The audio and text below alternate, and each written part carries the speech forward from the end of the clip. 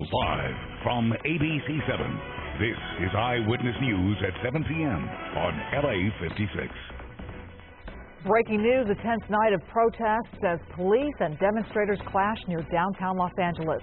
Armed, dangerous, and dressed to chill, a werewolf robs a check-cashing business. Tense moments in Austin, Texas. Police shot and killed a gunman who opened fire on several buildings downtown. Good evening, I'm Michelle Tuzzi. I'm Mark Brown. David and Colleen are off tonight. Welcome to LA's only live local newscast at 7 p.m. Eyewitness News on LA56. Let's get right to our breaking news. A protest near downtown LA triggering a traffic nightmare. Bill Thomas is overhead in Air 7 HD. Bill. Yeah, the situation right now is winding down. This is a protest we've been following since 3 this afternoon. Began at Grand Park in downtown L.A. It's come to an end here on Alvarado, right next to Beverly Boulevard. That was 80 people large at one point. Now there's 15, maybe 20 people left, and they are surrounded by LAPD officers. Some additional arrests being made right now. Some folks, we thought they were going to be arrested, but they were escorted down to Beverly Boulevard. They joined another group. There was a sub-protest, but that's since been broken up and pushed into that large command post. Look at all these LAPD officers. This area is completely surrounded. Alvarado remains closed at Beverly.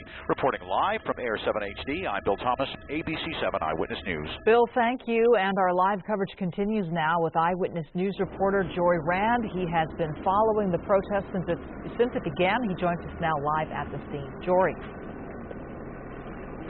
Yeah, that protest began. It was scheduled to begin about 3 o'clock at Grant Park downtown, which is basically 2 miles that way on Beverly. That was the plan, at least. They didn't get going until about 4:30, and they made their way down Beverly, made a right turn here on Alvarado. At that point, they got in the middle of the street and were corralled in by police. There are still a handful of protesters here against the wall here. They were kind of corralled in by police. One by one, these protesters are being taken to the middle of the street in custody. They're being given notices of dispersal individually, one by one, and then just being sent back out into the crowd. Now, while that was going on, there were about 50 people down there. A second group of protesters got in the middle of this intersection, about 50 of them here as well, and shut things down. They too were given a notice of dispersal, and they took off down Beverly and basically scattered from there. Now, there weren't any arrests as of yet, but as they give these folks notice of dispersal, they're also checking for warrants, and it looks like there will be 2 arrests on folks who have outstanding warrants, maybe a handful of other arrests for disobeying police orders. But we spoke with Commander Andy Smith just a short time ago. Here's what he had to say. This group was warned repeatedly not to walk in the roadway, not to block traffic. They did not heed that advice. And once they got on Alvarado, they walked on both sides of the streets against oncoming traffic. We were actually moving consistently in terms of how the police were controlling the crowd moving. When they crossed over, it was a large crowd, but when they crossed over, the police couldn't go against traffic. So because they couldn't go against traffic and they wanted to control the movement of the crowd, that's when they stopped the crowd. That's when they congregated. That's when they made an assembly. Before that, traffic was moving just fine.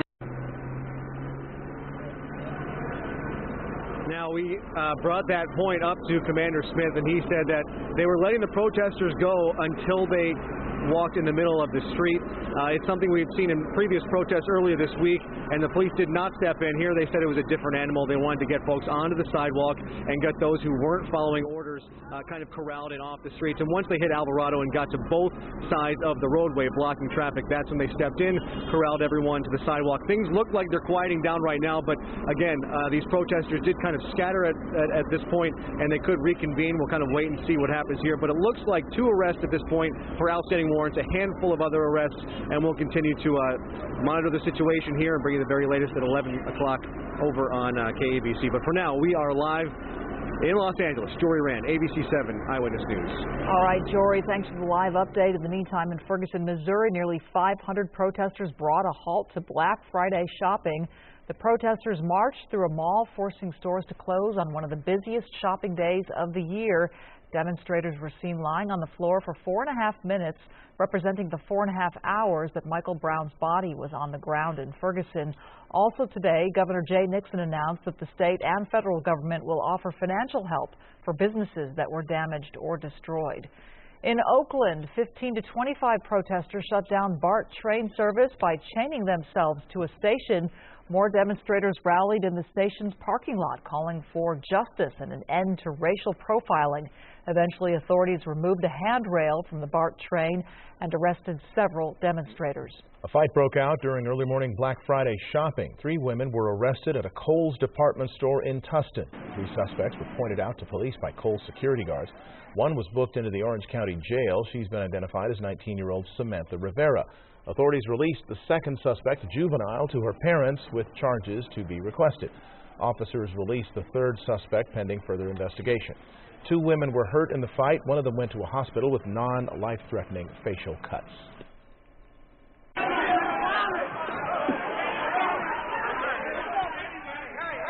This video comes to us from a Walmart in the Houston area where a melee broke out during Black Friday shopping. Police officers were called in to break up the fight.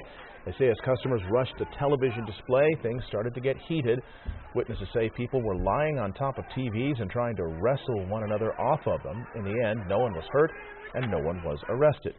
And it looks like Black Friday isn't just for Americans anymore. This is London, where retailers are now offering Black Friday deals. As you can see, the crowds got pretty aggressive in London, too.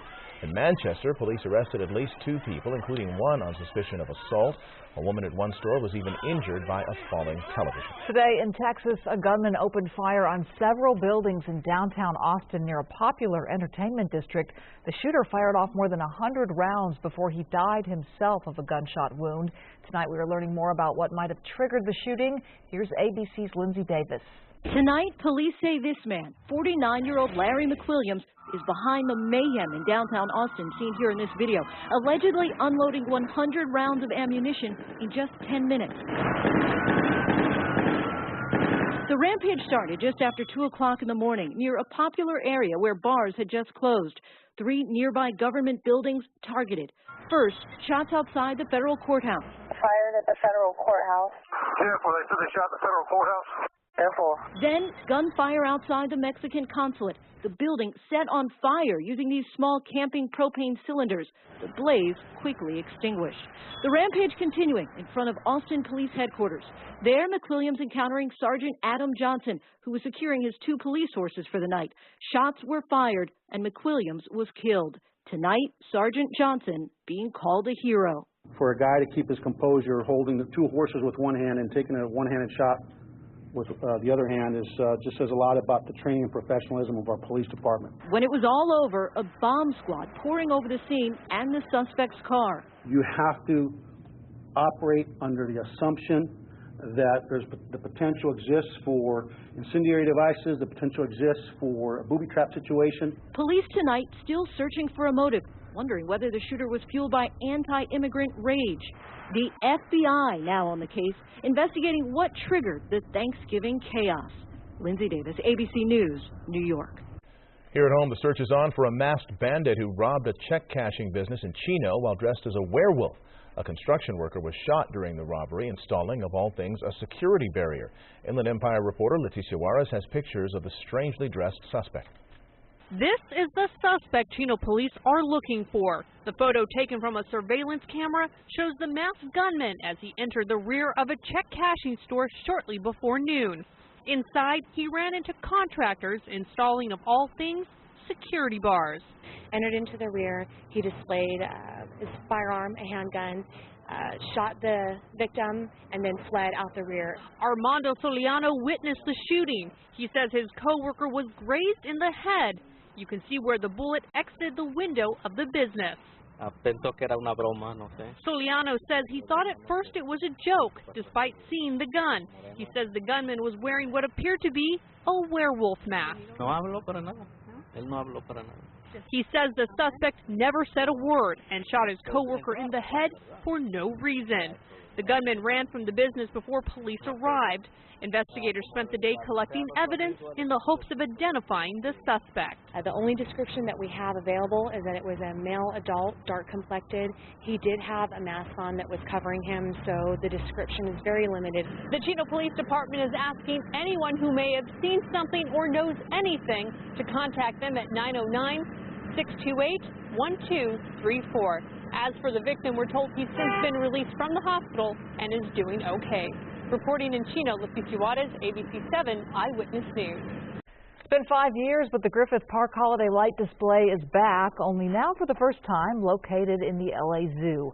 Tonight marked the debut of the LA Zoo Lights. The event features LED lights, lasers, 3D projections, and interactive displays.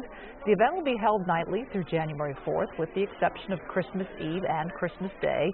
In addition to all the lights, the event also features an opportunity in LA to see real reindeer. Jonathan Novak is here right now. I think he'd like to see the reindeer, reindeer too. right in your face right there. I'm Megan Alpha 7000 HD showing dry conditions tonight, folks. We're talking rain. It's looking like things are falling into place as expected. It's looking good. Right now, there's rain in portions of Northern California. This is going to hold off for a little while for us. We've got another day of dry weather, but it was a warm one today. On top of the dry conditions, again, it was mid-80s in Woodland Hills. A little cooler than yesterday, but still well above average. Burbank, 81, lower 80s. Disneyland, Big Bear, 62. Wow. Tonight, we're in the mid to upper 60s from Burbank up to Santa Clarita. Wrightwood's got 56 right now for your temperatures. 66 in Hemet, 65 Santa Ana. It's a nice mild night. We're going to cool off just like last night, but you're going to have some clouds in the morning. Onshore flow is returning, and it's ahead of the next system that's going to bring the rain chances ahead. I'll tell you about later. But for tomorrow, some coastal clouds to start you off. Only 73 for a high. The changes are in the air, folks. I'll tell you more in the 7-day coming up. Okay, thanks, Jonathan. Yep. A win in court today for NFL star Ray Rice. A judge has ruled that the running back who was seen on camera beating his then-fiancée can return to the NFL and overturn his suspension. ABC's Brandy Hitt has the details. Former Baltimore Ravens running back Ray Rice, who was suspended indefinitely after this video surfaced of him knocking out his then-fiancée, has won his appeal. A judge ruling he did not lie or mislead the league, and his indefinite suspension was an abuse of discretion and must be vacated. You know, the publicity of that incident holds down the chance of a team being willing to sign him. Rice says he told NFL Commissioner Roger Goodell everything about the beating when Goodell first suspended him for just 2 games. That suspension sparking controversy. At the time, the public only seeing this exterior shot of the elevator. Then, this second video from inside went public, and Goodell extended Rice's suspension indefinitely, claiming Rice didn't tell the NFL the whole story. It was inconsistent with the way he described what happened. But the judge ruled that all along the NFL believed there was video from a camera inside the elevator, and NFL security had reported its existence. But the league never asked to see it. In a statement, the NFL says, "We respect Judge Jones's decision." Now reinstated, Ray Rice is eligible to sign with any NFL team. The big question, though, will any team want him?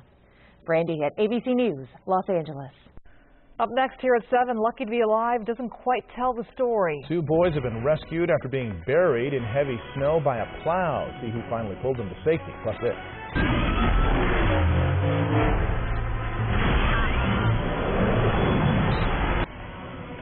We'll show you the brand new Star Wars movie trailer in its entirety.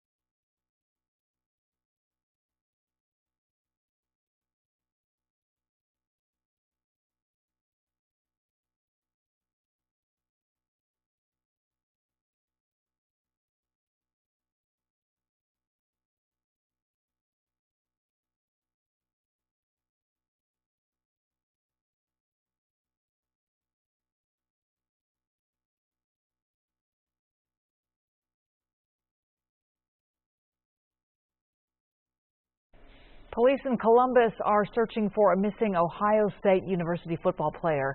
Costa Karageorge's family says they haven't seen him for 2 days and he's missed 2 football practices. The 22-year-old was last seen leaving his apartment around 2 a.m. Wednesday morning, telling his roommates he was going for a walk. His family is worried as his disappearance may be linked to a history of concussions. They say he might not be himself. 2 boys are recovering today after being buried for hours in a snowbank in New York. They got trapped after a snowplow operator accidentally pushed a pile of snow on top of them. Part of the dramatic rescue was caught on camera. Trapped in a snowbank, 2 little babies. 2 young children are safe after this dramatic Thanksgiving rescue in upstate New York, caught on video. Make them be all right. Watch as police officers, relatives, and neighbors frantically try to dig the 9 and 11-year-old boys out after they were literally snowed in, trapped for at least 4 hours under more than 7 feet of snow. The ordeal started around 6 p.m. Wednesday night. The 2 cousins were building a snow fort in this parking lot near their homes when an oncoming plow drove by, pushing more snow on top of the boys, burying them. When the boys didn't return home by 10, family and friends sent out looking for them, then called police for help. A shovel sticking out of the snow caught an officer's attention. He picked up the shovel and then he found what appeared to be a child's boot. At that point, we started digging. Officers quickly tried to uncover the boys as sub-freezing temperatures set in. The community came out to help, some digging with shovels, others clawing at the snow with their bare hands. Finally, at around 2 a.m. Thursday morning, the boys were pulled from the snow, cold but otherwise okay. All I seen was the feet. When I got over there, the little boy's feet was hanging out of the thing, and he was shaking, and his mother was like, "It's all right, he's there, he's there." He was like, "Mommy, mommy." Police say the boys were able to survive thanks to an air pocket in the snow. The mother of one of the boys took to Instagram to share her gratitude. "I am thankful my son and nephew are here. I am thankful today to have these 2 safe at home, alive. Hashtag love these 2 boys." One of the boys has already been released from the hospital with no major injuries. His cousin remains in the hospital under observation, but his mother says he is doing well. Wow, it's just a miracle they were found in time. Thank goodness. Jonathan Novak is here now as we take a look at our weather. Beautiful day Oh, today. yeah, it was nice. It was warm, but you guys, are you sick of it? It's weird to say you're sick of fantastic weather. Yeah. But I'm kind of waiting for the fall, and we've got it very soon. Tomorrow looks like it's in the forecast, and then we've got rain ahead. I call this my creamsicle time. It's kind of give thoughts of maybe some snow in your head, potentially. It's in the forecast, a little bit, potentially. No? Not doing it? Yeah, More it's doing it. More just kind of like making your TV screen probably going crazy, you know? It's bright. All right. I'm Megan Doppler, 7000 HD. We're looking for green, not orange, and locally, none of that right now. But it's to the north of us, and it is going to be heading our way as we head through late portions of the weekend. Right now, as you head through, well, you go through from San Francisco up to Redding, you're looking for some light to moderate rainfall, I should say, to continue on through overnight. For us, we have another day of mostly sunny skies, at least for the portion of the day in the afternoon. In the morning time, we'll have some clouds. This is what it was like today in Malibu as the sunset. Really nice time lapse here that we caught for you from our Malibu HD camera there for the time lapse. So today, high temperatures were above average again, but it wasn't as warm as yesterday. It was only 81. Normally, we're at 70 in downtown. It was only 81, and the low was about where we should be, a little bit above 54 compared to 49. So tonight, we're left with another mild evening, 63 degrees, clear skies. The humidity is on the rise, though, because the winds are coming back onshore. And we're starting to see that ahead of the next system, well ahead of the next system that's going to be moving through for Sunday on. Right now, mid-60s generally. We've got some 50s up around Wrightwood and 67 Palm Springs, 68 Santa Clarita, and Santa Barbara at 55. So let me show you the system as we look at the current setup right now. We still have high pressure that it's breaking down at the moment. For tomorrow, we see that onshore flow continue. Morning clouds, much cooler in the afternoon, lower 70s. Watch this area low pressure off on the left of your screen. Watch it progress to the east as we go through Sunday. This is Sunday 10:30 a.m. and then we go through Sunday afternoon into Sunday night into Monday, and it's getting closer. Chances of rain increasing significantly Monday, Tuesday especially, and into Wednesday. As we look at the future rainfall forecast, you'll see a few light showers possible on Sunday, but the real swath of rainfall comes in late Monday into Tuesday and Wednesday, and there it is on the left side of your screen. So we're hoping here for potentially 1 inch to 2 inches of rain in the LA area, and maybe even more as you head in through the valleys and the mountains, looking for some rain as well. 70 forecast, LA Metro and Orange County. Tomorrow we got a dry day, morning clouds, a little bit afternoon sunshine, 73 for a high, more like it should be this time of year. And then the rest of the weekend looking good, except for a few light showers potentially on Sunday. Monday, we start seeing things really change late Monday into Tuesday and Wednesday. Look at that, Tuesday and Wednesday, 60 to 80% chance of rain, highs only in the upper 60s. Your 7-day for the valleys, i.e. some light drizzle possible on Sunday, a little bit of drizzle on Monday, and then an 80% chance, 2 to 3 inches possible Tuesday and Wednesday, a 60% chance of rain. This could even last to Thursday. The beaches even getting in on some of that rain on Sunday and Monday, but really Tuesday and Wednesday are the 2 days we're looking out for the main bulk of the rain. Snow would be above 8,000 feet for the mountain area, so mainly rain for you guys, but maybe a little bit of snow if we can get enough cold air for you. And the high desert, you guys could see up to about 3/4 of an inch on Tuesday and Wednesday. We'll be tracking this thing all weekend for you guys. Sounds good. Okay. Yeah, I know. Sounds great. Yeah, Jonathan, thank you. Yeah. After lots of rumors and wonder and anticipation, director J.J. Abrams decided to give Star Wars fans a little holiday cheer today. The first footage for the 7th film in the Star Wars saga, The Force Awakens. Here it is. There has been an awakening. Have you felt it?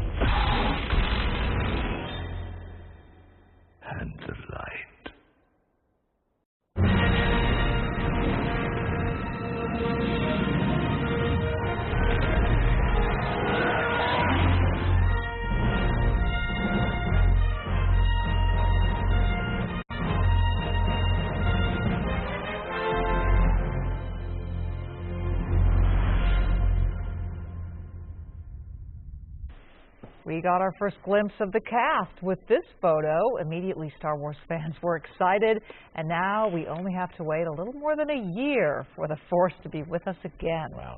Well, coming up here, a canine proves that he is man's best friend. He's walking 1,800 miles alongside his owner in a heartfelt campaign. We'll hear from them about the journey ahead. And can you slap your way to younger-looking skin? That story when Eyewitness News returns.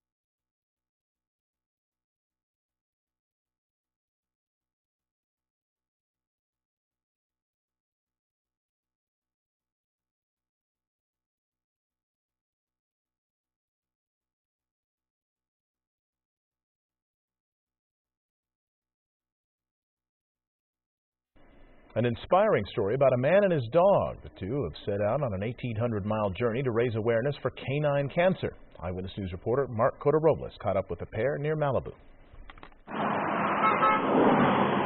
With nothing more than a backpack and his dog Indiana by his side, Luke Robinson is nearing the end of an 1,800-mile journey. They're walking from northern Washington to the Mexico border. We found them on a quick water break along Pacific Coast Highway north of Malibu. Pretty treacherous at parts. We had a couple of tight spots, but we're just glad to have made it this far. Luke and Indiana have been walking since May 10th to raise awareness for canine cancer research. It's a campaign close to Luke's heart. He's lost 2 dogs to different forms of cancer. They get brain cancer, breast cancer, melanoma, lymphoma, all the stuff that we get, they get as well. That's a great way to bring awareness to canine cancer. It's so sweet. You're going to stand up for your brothers, huh? Your brothers and your sisters that are gone. Luke and Indiana generally get lots of attention along the way, logging anywhere from 10 to 12 miles per day. I think the only thing that bothers him is the sun. We didn't have that in Central and Northern California, but now the further south that we're getting, the sun gets a little tiring as the day draws on. Luke founded the Puppy Up Foundation with hopes of finding common links between cancers that affect both humans and dogs, 6 million of which are diagnosed each year. With about 200 miles to go, Luke and Indiana plan to reach San Ysidro by December 14th. Come out and walk with us for a mile, walk with us for a day, find out what we're all about. Reporting from Malibu, Mark Cota-Robles, ABC7 Eyewitness News. And we are updating the evening's top stories next at 7:30. Including the latest on today's protest against the Ferguson grand jury decision and a new round of arrests. And attention holiday shoppers, how to know when those fancy items are fake.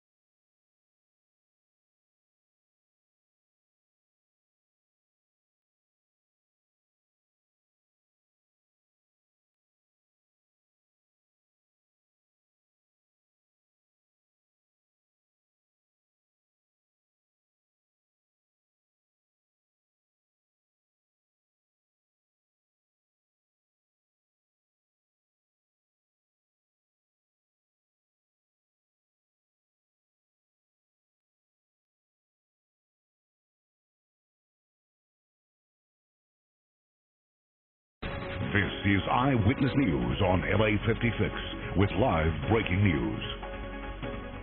Our top story at 7:30, police have arrested several people near downtown Los Angeles during a fifth night of protests over the grand jury decision in Ferguson, Missouri. Good evening, I'm Mark Brown. I'm Michelle Tuzzi. David and Colleen are off. This is Eyewitness News on LA56, LA's only live local newscast at 7:30 p.m.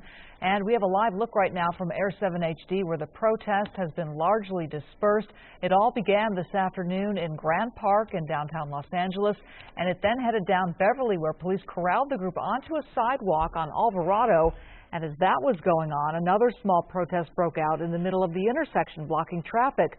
Police say they have started arresting people in the crowd with outstanding warrants, but they haven't said how many people have been arrested yet. More than 300 people have been arrested so far this week. A Black Friday melee landed 3 women in custody at a Kohl's department store in Tustin. The suspects were pointed out to police by Kohl's security. 19-year-old Samantha Rivers was booked into the Orange County Jail. The juvenile was released to her parents with charges to be requested. The third suspect was eventually released pending further investigation. A warning from officials tonight: you could fall victim to holiday scammers operating overseas selling counterfeit merchandise. Eyewitness News reporter Greg Lee has a first-hand look at the problem. Take a good look at these 2 pairs of popular UGG boots. Can you tell which ones are real and which are fake? If you can't, you could be part of a growing counterfeit problem in the U.S. You don't really know what you get until it arrives in the mail, and then at that point, there's nothing really you can do. Last year, the Department of Homeland Security and U.S. Customs and Border Protection seized more than 24,000 counterfeit products nationwide, retail valued at more than $1.7 billion. Investigators say the popularity of online shopping is helping criminals. It can go directly to the end user in smaller parcels coming in air freight, so it's more of a needle in a haystack. Counterfeit items come in all forms: shirts, jerseys, golf clubs, designer purses, even colognes and over-the-counter medicine. The knockoffs won't only hurt your wallet, they could make you sick. We test these, and repeatedly we find carcinogens in these products. We find animal urine, really disgusting things. To make sure you're getting the real thing when shopping online, Homeland Security says to do your research and don't be afraid to call the contact number on the website. Counterfeiters, a lot of times they won't even answer with the company name. They don't speak English, and they don't want to talk to you because they're breaking laws. As for the UGG boots we showed you in the beginning of this story, the pair on the right are real. The pair on the left, counterfeit. Reporting in Long Beach, Greg Lee, ABC7 Eyewitness News. Demonstrators protesting the grand jury decision in Ferguson, Missouri today called for a Blackout Friday. The effort, organized through the Collective Blackout for Human Rights, is urging a nationwide day of action and retail boycott. You know, our goal is to kind of turn this day into a day of activism rather than consumerism. You know, we feel that the lives of our fellow Americans are worth more than, you know, the money they can save on Black Friday. Organizers showed several films today at the Downtown Independent Theater as an option for Black Friday shoppers. Some Walmart shoppers in Long Beach are once again using Black Friday to call for higher wages and better hours. This is the 3rd consecutive year for Black Friday protests that are taking place outside a number of stores across the country. The protesters are calling on Walmart to increase wages and schedule employees for 40-hour work weeks. However, other Walmart employees are speaking out in defense of the retailer, saying the opportunities for better hours and money already exist. It's not always about the money, it's about the hours as well. If we could get a guaranteed full 40-hour work week, we would be all better off. I wouldn't even imagine that I would be where I'm at right now. I just came in just hoping to get a job. And then now I'm like a manager now, so I think it's a beautiful thing. Walmart has downplayed the significance of the strike, saying they involve just a tiny fraction of the retailer's 1 million-plus U.S. workforce. After Black Friday comes Small Business Saturday, when mom-and-pop shops are hoping to cash in on all the holiday spending. Eyewitness News reporter Giovanna Lara shows us how you can support some community businesses this year. We really bulk up during the holidays, and we've got a little bit of everything for everybody. This Saturday, shopping small will be big in Eagle Rock. At least that's what local mom-and-pop shops are hoping for. They're gearing up for the 4th annual We Heart Eagle Rock Block Party to encourage locals to spend their holiday cash close to home and lure visitors from other areas to take a walk on the east side. I think that the weather's going to be really good, so it'll be really nice to get out, grab a bite to eat at a local cafe, and then shop. The beautiful thing about Eagle Rock is all of the merchants here, all of us are in the same boat. We're creative, wonderful people that want to give everything we can from our heart, and we're doing it in a creative way in our little brick and mortar stores. Some 27 Eagle Rock stores are taking part in the Small Business Saturday festivities, many offering one-of-a-kind gifts, clothing, jewelry, and art by local designers. You can't find them everywhere. That makes it really special. Angeline De La Garza's store, Kumquat, features children's clothing she designs herself. And at Leanna Lynn's Wonderland, the work of local artists is on display and for sale, all at a discount if you shop Saturday. We're not offering 50 or 60% off like the big box stores, but these are good deals for local designers. And about that bite to eat, try Milk Farm on Colorado for lunch. Free wine tasting and gourmet jams are on the menu Saturday. And for the kids, we're having a giant party all day from 11 a.m. until 5 p.m. You could pretty much drop your kid off, and then you could go shop around. Very nice. In Eagle Rock, Giovanna Lotta, ABC7 Eyewitness News. Dozens are wounded after a bomb explodes in Afghanistan. The explosion happened in a mosque during Friday morning prayers. Officials say 34 people were injured. No one has claimed responsibility for this specific attack. The Taliban insurgents have recently increased their attacks on Afghan targets as U.S. and NATO troops take steps toward ending their combat mission in Afghanistan on December 31st. Egyptian security forces stifled scattered protests after Islamists attempted to hold the first major anti-government rally in months. At least 2 protesters and 3 Army and Navy officers were killed in separate incidents. Protesters have faced a massive crackdown since the military's ouster of Islamist President Mohamed Morsi last year. A volcano in southern Japan is erupting, spewing ash more than 3,200 feet into the sky. Mount Aso is about 625 miles southwest of Tokyo on Kyushu Island. This is its first eruption in 22 years. Japanese officials don't expect the eruption to increase.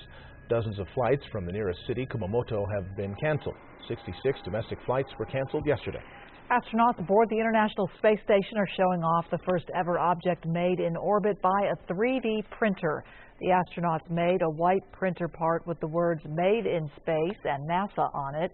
Officials hope the technology will allow crews to make items they need themselves rather than trying to ship everything from Earth. The crew is also experimenting with how items made in zero gravity compared to items made on Earth. Well, it's starting to look a lot like Christmas at the White House. All right, girls. What do you think? It's great. Nice. All right, Big. thumbs up? Yeah. Thumbs up. It's a go. We're taking the tree. First Lady Michelle Obama and her daughters Sasha and Malia welcomed the official White House Christmas tree today. The first dogs, Bo and Sunny, were also excited. The 18.5-foot Douglas fir was grown in Pennsylvania. It'll be decorated and put on display in the Blue Room of the White House. I hope the dogs weren't excited for the reasons dogs normally like trees. No, that can't happen on that tree.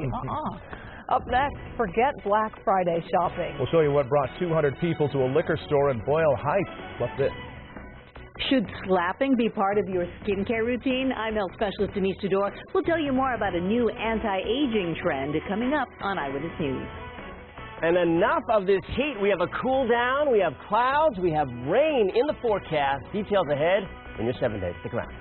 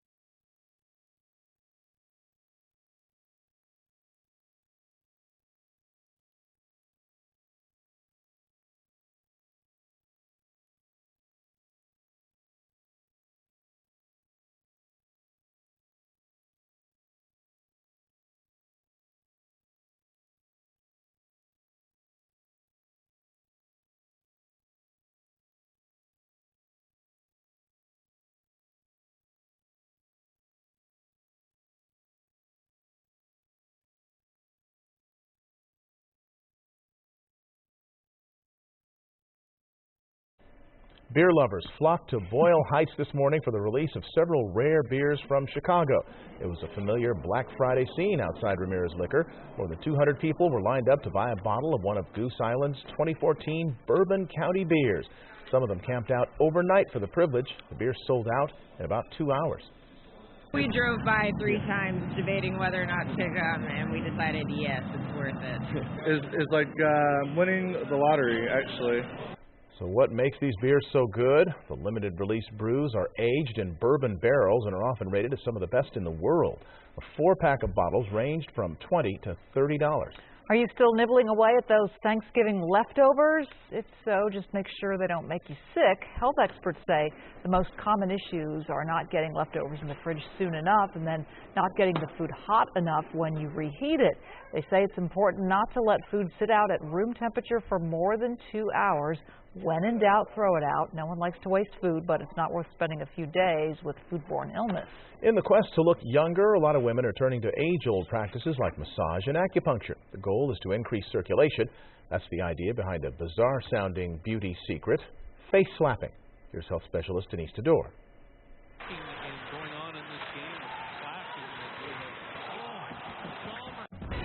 Okay, that was hockey.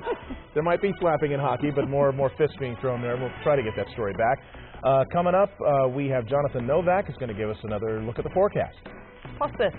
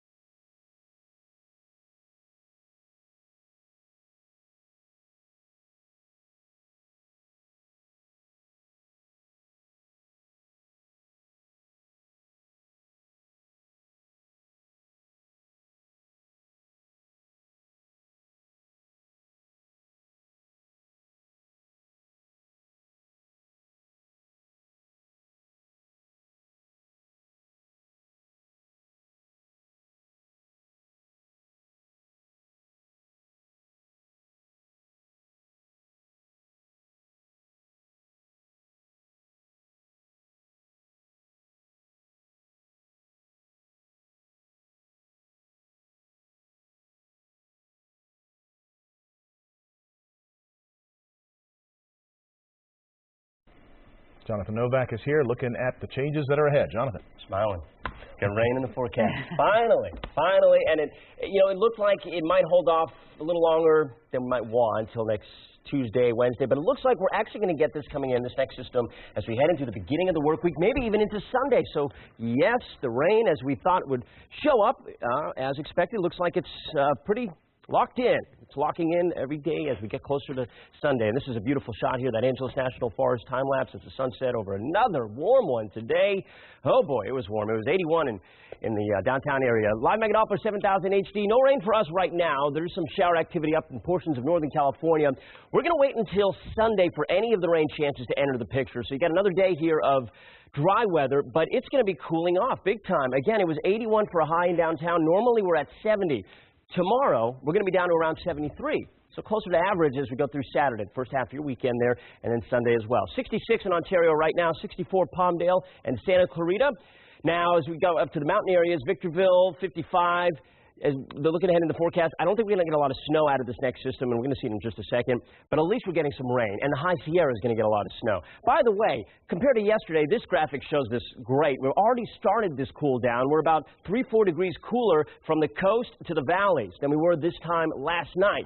So we're already starting to see that onshore flow affect our weather.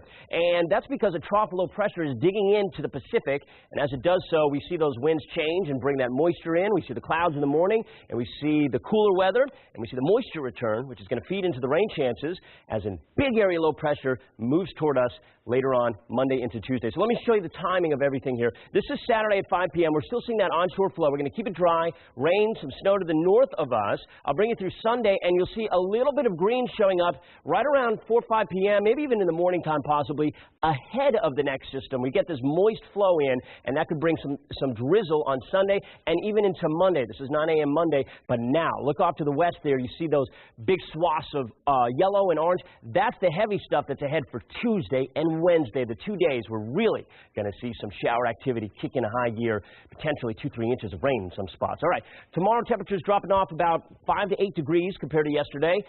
And we're going to end off around 73 for a high on Saturday. Morning clouds, a little bit afternoon sun, and then Sunday, the rain chances enter in just a little bit of drizzle in your 7-day forecast. Monday, a little bit of drizzle, and then Tuesday, Wednesday are the best shot at some showers.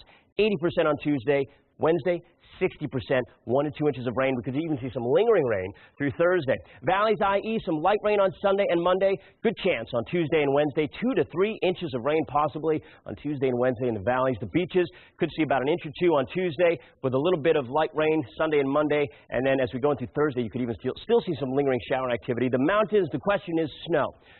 So it looks like the snow level is going to be around 8,000 feet, so a little high, unfortunately. So we're going to look at mainly rain chances for the mountains.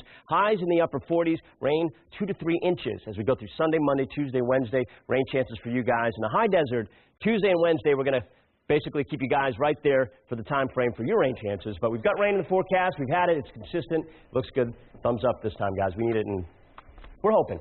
We're hoping Mother Nature cooperates. Yeah, we sure need it. Okay. Yeah. Jonathan, thank you. As we mentioned earlier, in the quest to look younger, many women are turning to massage and acupuncture to increase circulation, and that's the idea behind a bizarre-sounding beauty secret, face slapping. Our health specialist, Denise Dedore, explains. Slapping your face to look younger? The concept garnered a lot of attention for this California massage therapist. The idea is to increase circulation and unblock energy. But is this trendy technique truly based in ancient practices? Gambu Kalanan is a certified Thai massage therapist in West Los Angeles. At her Thai Sabai salon, slapping is part of the routine. We use a chopping motion along the energy lines and to relax the muscles and open the energy lines. In Thai medicine, meridians or energy lines are called sen, and like the rest of your body, the face also has specific ones. But can stimulating them make you look younger? The face slapping thing is, in my opinion, kind of a fad. I don't think it's a good treatment if anti-aging is what you're going to look for. Dermatologist Shirley Chi says it's certainly not appropriate if you have irritable skin like rosacea patient Kristen Munoz. My skin is very, very sensitive, and if I touch my skin, you'll see the mark on my face. But gentle facial massage is something rooted in ancient tradition and common sense.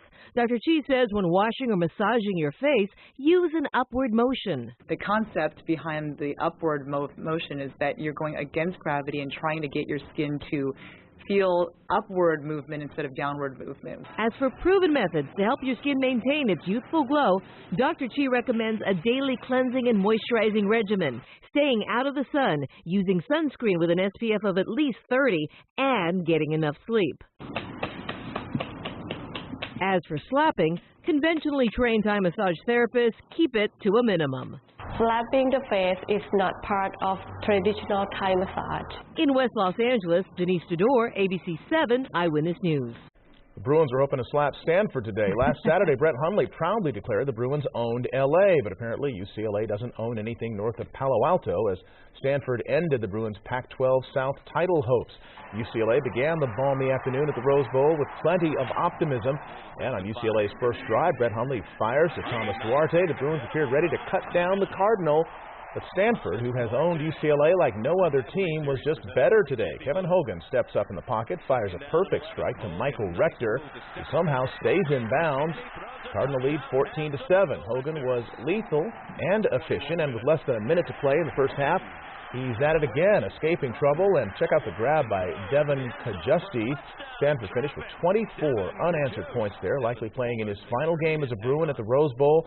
Brett Hundley powerless to prevent Stanford from beating the Bruins a seventh straight time and crushing UCLA's title hopes in the process. This is probably the worst they beat us in the 4 games we played them. You know, they're just big and they're physical, and I thought we'd close the gap, and we've still got work to do. Stanford got us. I mean, they're a great team. I don't know how they lost 5 games because they're a very good team, but yeah, they got us today. They were better today. Now to the Honda Center, where they had a blackout. The Blackhawks and the Ducks in a matinee. They turned the power back on.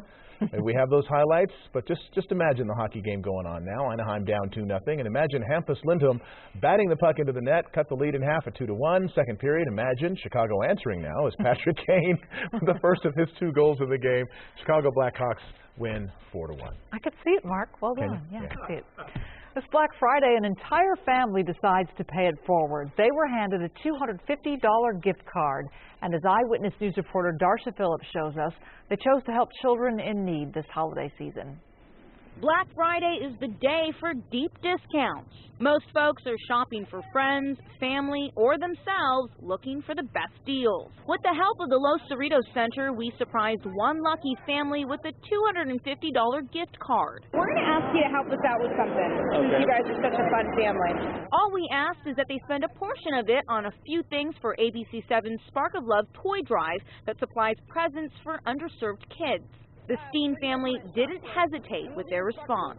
We can do all up for the Spark of Love. That's all up to the Spark of Love. Growing up poor, myself, my wife and I, we know how it is to wake up and don't have much. So we teach our kids to be able to give back to other people.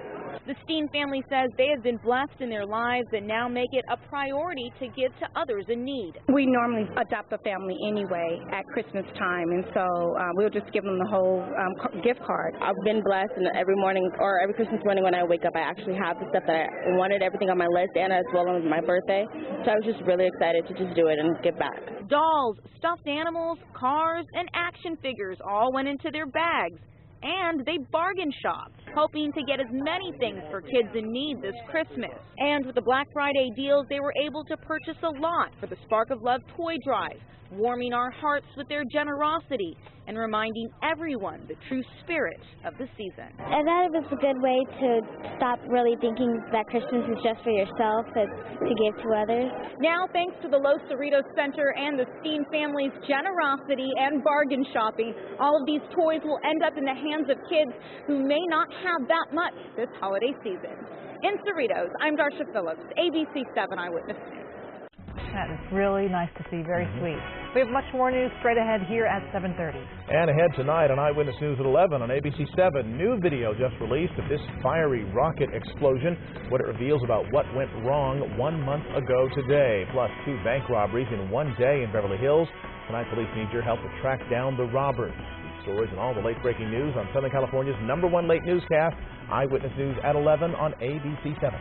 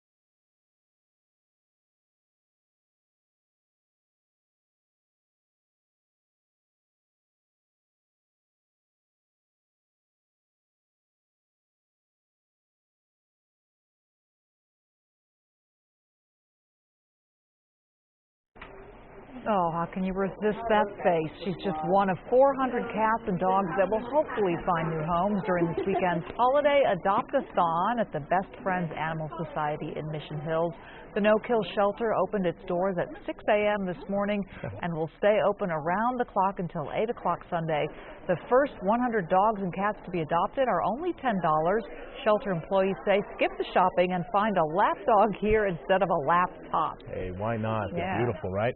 Thanks for joining us for Eyewitness News at 7:30 on LA56. Law and Order SVU is next on LA56. Eyewitness News will continue at 11 p.m. on ABC7 and anytime on ABC7.com. Thanks for watching. Good night.